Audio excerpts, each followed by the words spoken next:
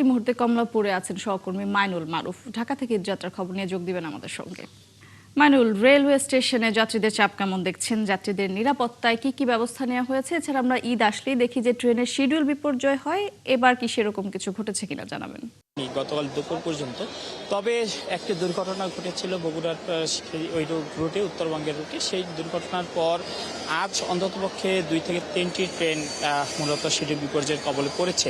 এর মধ্যে যেই ট্রেনটি শিডিউল বিপর্যয়ে প্রথম যে ট্রেনটি দুর্ঘটনার কবলে পড়েছিল সেই ট্রেনটির সকাল 6:45 ছাড়ার কথা ছিল। সেই ট্রেনটি পরবর্তীতে ছেড়ে যায় আর প্রায় 11টার দিকে, এবং আরেকটি ট্রেন ছিল একতা এক্সপ্রেস, সেটা 10টার দিকে ছাড়ার সময় ছিল, আর সেটি কিন্তু এখনো আসেইনি। সেটি আসার কথা এখন সর্বশেষ যে সময়টি দেখা যায় সেটি 4:50, অর্থাৎ সেই 5টার দিকে সেই ট্রেনটি ছেড়ে যাবে বলে এখানে কিন্তু দেখাচ্ছে, যেই সময়সূচি দেওয়া আছে। অর্থাৎ এই যেই উত্তরবঙ্গের অন্তত এই 2টি ট্রেন কিন্তু আমরা দেখছি যে বেশ ভালো রকমেরই শিডিউল বিপর্যয়ের ঘটনা ঘটেছে। এছাড়া আমি কি কিছু ধরেছি নাকি? আপুটা আপনাকে চেক আউট করছে, জাস্ট কুল থাকুন। একটি কমিউটার ট্রেনে আমরা একটু শিডিউল বিপর্যয়ের ঘটনা দেখতে পেয়েছি। প্রায় 1.5 থেকে 2 ঘন্টা পর সেই ট্রেনটি ছেড়ে গেছে। আর এর বাইরে কিন্তু এই রুটের ছাড়া অন্য রুটে কিন্তু আমরা শিডিউল বিপর্যয় দেখেছি যে কোনো ট্রেনে হয়তো 10 মিনিট, 15 মিনিট, 20 মিনিট পর ছেড়েছে।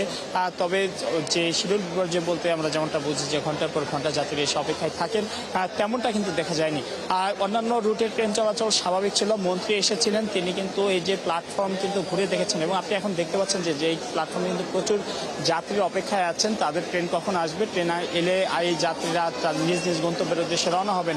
যেহেতু ঈদের বাকি আরও অল্প 1টি বা 2টি দিন, তাই কিন্তু সকল মানুষ কিন্তু অপেক্ষায় আছেন, প্রিয়জনের সাথে ঈদ করবেন, ঈদ উদযাপন করবেন, এবং যত দ্রুত সম্ভব তারা বাড়ির পথে যেতে চান। এবং এই মানুষগুলোর সাথে আমরা যখন কথা বলেছি, তারা বলছেন যে এই যে এত কষ্ট করে এত ঝুঁকি নিয়ে তারা যাচ্ছেন, তার কারণ একটাই, প্রিয় মানুষকে কাছে পাওয়া, প্রিয় মানুষদের সাথে কিছুটা সময় কাটানো। কারণ এই আমরা কিন্তু যারা ঢাকায় থাকি বা যেই মানুষগুলো ঢাকায় থাকে, তারা কিন্তু সচরাচর পরিবারের মানুষদের কিন্তু কাছে পায় না, তাদের সাথে দেখা হয় না। যেই শহরে, যেই গ্রামে বেড়ে ওঠা, সেইখানে কিন্তু যাওয়া হয় না। এই যে এরকম পরিবেশে বা এরকম থাকতে থাকতে একটি শূন্যতা তো অবশ্যই সবার মধ্যেই তৈরি হয়। সেই আবেগ থেকে কিন্তু সবাই বছর পর এক বছর ধরে অপেক্ষা করে যে কবে ঈদ আসবে, কবে ছুটি পাবো, কবে পরিবারের কাছে যাবো। এই কথাগুলি কিন্তু আজকে সকাল থেকে আমরা যাদের সাথে কথা বলি সবাই বলেছেন, এবং এই সুযোগে কিন্তু সবাই বাড়ির পথ ধরেছেন। এবং তারা আরও যেই কথাটি বলেছিলেন যে অনেকে ছাদে উঠেছিলেন, তাদেরকে যখন প্রশ্ন ওঠাটা তো রিস্ক, তারা বলছেন যে অ্যাট এনি কস্ট তারা যেতে চান, রিস্ক থাকলেও তারা যেতে চান। এবং সেই কথা বলে কিন্তু তারা কিন্তু আমরা দেখি যে ছাদে চড়ে এই ঝুঁকি নিয়ে কিন্তু তারা রওনা হয়েছেন। এবং আমরা আশা করব যে অন্যান্য যে যাত্রীরা রয়েছেন ঝুঁকি মুক্তভাবেই যাবেন। এবং মাইনুল, আপনি থাকবেন, আবারও যুক্ত হব আপনার সঙ্গে। দর্শক, ঈদে বাড়ি ফিরে মানুষের খবর জানাচ্ছিলেন কমলাপুর রেল স্টেশন থেকে সহকর্মী মাইনুল মারুফ।